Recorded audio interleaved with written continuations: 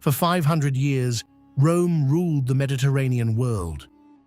Not with magic, not with gods walking openly among men, not through myth or prophecy, but through concrete, law, organization, and sheer human will.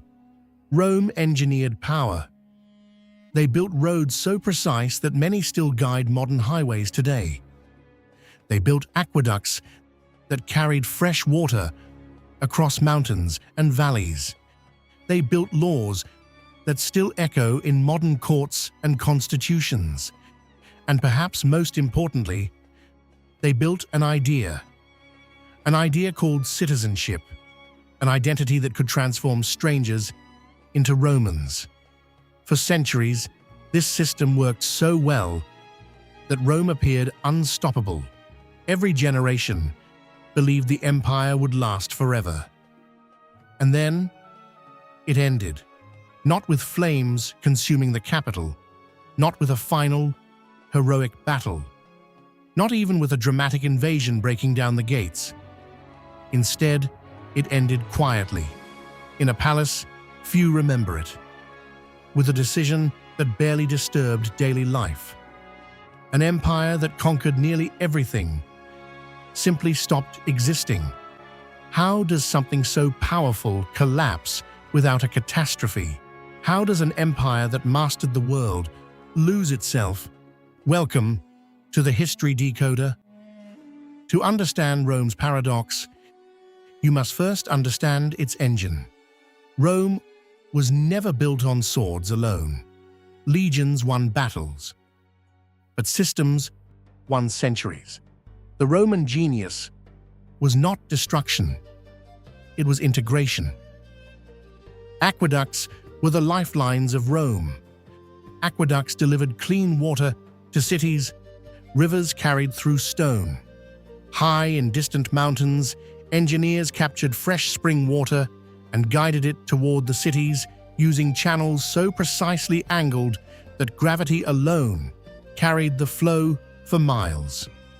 The water traveled through dark tunnels carved into rock, across vast valleys, on elegant arches, and into reservoirs overlooking crowded streets below. From there, it poured into fountains, bathhouses, gardens, and homes, turning Rome into a city that never thirsted. Citizens gathered around flowing public fountains. Children played beside basins of clear water, and enormous baths steamed with life and conversation. In a world where most cities struggled for clean water, Rome made abundance seem ordinary, proving that its greatest victories were not only won on battlefields, but also built in stone. At its height, Rome itself housed more than 1 million people, a population Europe would not see again for over 1,000 years. Crowded streets pulsed with merchants, laborers, senators, and travelers from every corner of the empire. Yet this enormous city did not descend into chaos. Public baths were not luxuries reserved for the elite. They were essential infrastructure, places of hygiene, social life, and civic identity. Markets operated under strict regulation, with standardized weights ensuring fairness in trade. Contracts were written, witnessed, and enforced under Roman law, allowing strangers to do business with confidence. Daily life became structured and predictable. And in a vast, diverse empire, predictability created something more powerful than fear. It created trust. Roads stretched across continents, from the misty hills of Britain to the burning sands of Syria. These roads moved legions quickly, but they also moved merchants, farmers, letters, ideas, and culture. Olive oil from Spain, wine from Gaul, grain from Egypt. The empire functioned like a living organism. Every province became an organ serving the whole. And at the center of this system stood Roman law. Roman law introduced a radical promise. You had rights because you were Roman, not because of your tribe, not because of your wealth, not because of your gods, because of your legal identity. This was Rome's true weapon. Not the gladius, the contract, the promise that if you joined Rome, you became Rome. A German tribal leader could rise through military ranks. A Greek intellectual could advise emperors. An Egyptian administrator could govern provinces. Rome did not demand cultural uniformity. You could keep your language, your traditions, your gods. Rome asked only one thing: accept Roman law, recognize Roman authority, participate in the Roman system. In return, you received protection, opportunity, stability, belonging. This was the Roman bargain, and for generations, it worked brilliantly. Conquered peoples did not remain conquered. They became stakeholders. The empire expanded not only through force, but through attraction. To many, becoming Roman felt like joining the future, but every system carries hidden costs. Rome's prosperity depended on constant motion, ships sailing, caravans moving, and supply lines stretching across seas and deserts. The empire's great cities could not feed themselves. Every day, vast grain fleets departed from Egypt, crossing the Mediterranean toward Rome, carrying the harvest that sustained more than 1 million lives.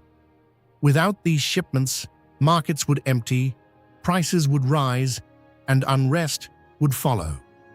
Rome's strength was not only built on conquest, but also on an unbroken chain of logistics, a fragile rhythm that had to continue without interruption. Rome's wealth did not come only from conquest. Its currency relied on silver mined in Spain. It came from the earth itself. In the mountains of Roman Spain, vast silver mines at Carthago Nova and Rio Tinto powered the empire's economy.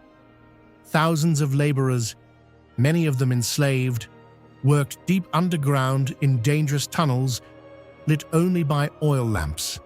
The silver they extracted became Roman coins, paying soldiers, funding public works, and sustaining trade across continents. Every denarius in circulation carried the hidden labor of these distant mines, proof that Rome's power depended as much on resources as on armies. Its entertainment, the games, baths, and public works required immense funding. Its borders required soldiers. Always more soldiers. The empire became a machine designed for expansion. Growth solved problems. New territories brought taxes. New populations brought recruits. New resources funded stability. As long as Rome expanded, the system sustained itself. But machines built for growth struggle when growth ends. By the 2nd century, Rome reached its natural limits. To the south lay deserts too vast to govern. To the west, the Atlantic Ocean. To the east, powerful empires that could not easily be subdued. Expansion slowed. Eventually, it stopped, but expenses did not. Rome now faced a new challenge: defense. Instead of conquering new lands, Rome had to defend thousands of miles of borders. From Hadrian's Wall in Britain, across the Rhine and Danube rivers, to the Euphrates frontier in the east. Maintaining these borders required enormous resources: fortresses, supply lines, permanent garrisons. At its peak, the Roman military consumed more than 75% of imperial spending. The empire had grown too large to protect efficiently, and there were no longer enough Roman citizens willing to serve. So, Rome adapted. Adaptation had always been Rome's strength. They recruited soldiers from beyond the empire's borders: Germanic warriors, North African cavalry, Syrian archers. These auxiliary forces were skilled and effective. Many served loyally for decades. Service offered pay, status, and eventually citizenship. At first, the system worked perfectly, but slowly, subtle changes emerged. These soldiers came from different traditions, different loyalties, different understandings of Rome. They defended territory, but not always identity. For some, Rome was home. For others, Rome was employment. The distinction mattered. Gradually, the frontier changed. Roman towns grew along the borders.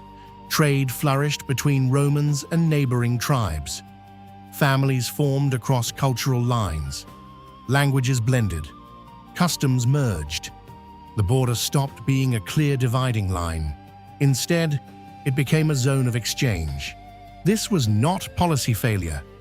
It was the natural result of managing diversity on an imperial scale. Rome had succeeded so completely at integration that distinction itself began to fade. Then came an idea Rome could not conquer with legions, not because it was militarily stronger, but because it answered a different need. Traditional Roman religion reinforced civic loyalty. Honor the gods, honor the emperor, honor the state.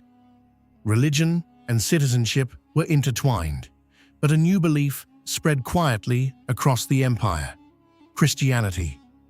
It spoke not of empire, but of salvation, not of citizenship, but of the soul.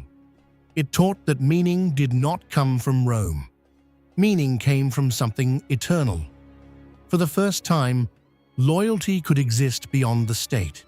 A Roman could obey the empire, yet belong spiritually elsewhere.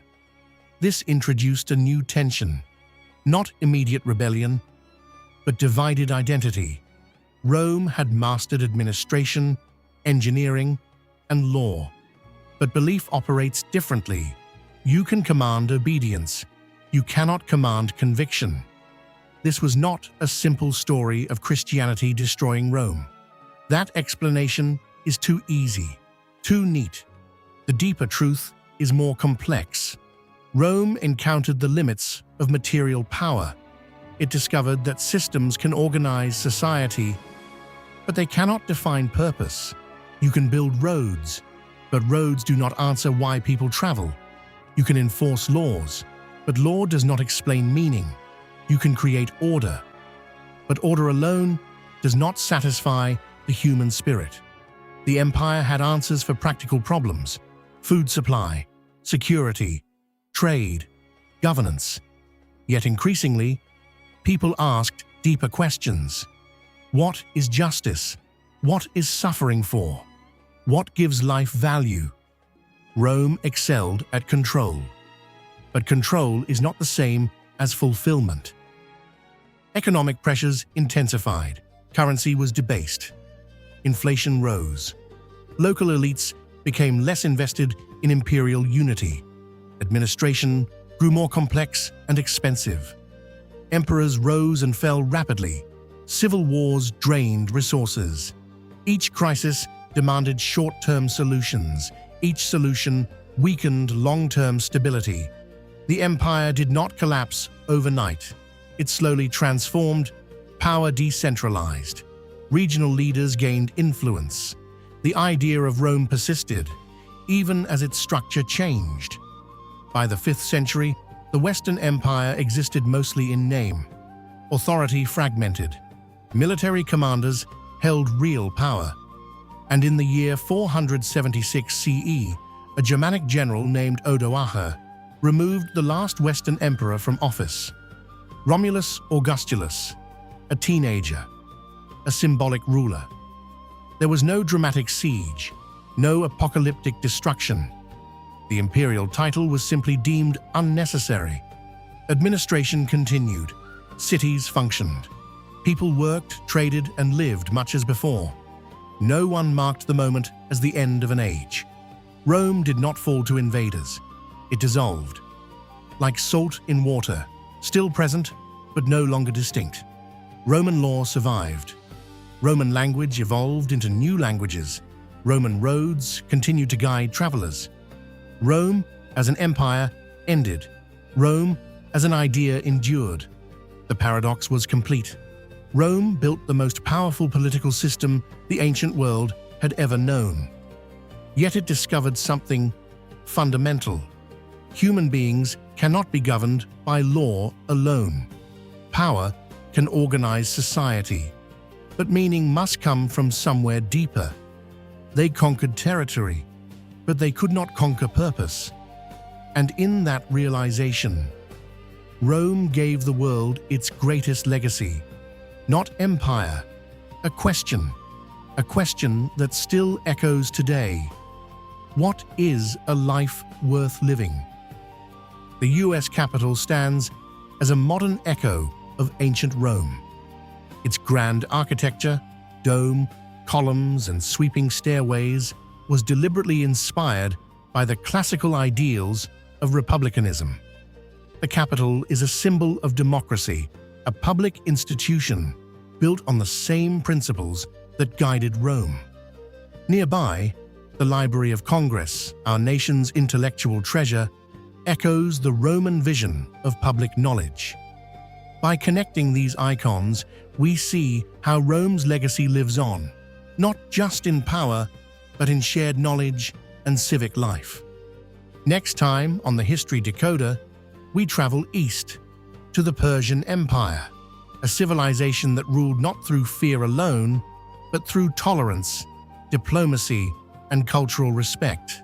We'll explore how openness helped build one of history's greatest empires, and why even the most enlightened systems struggle to last forever. If you enjoyed this journey into history, consider subscribing to the History Decoder. Each week, we uncover the ideas, decisions, and hidden forces that shaped our world, not just to understand the past, but to better understand the present. Subscribe and join us as we decode history.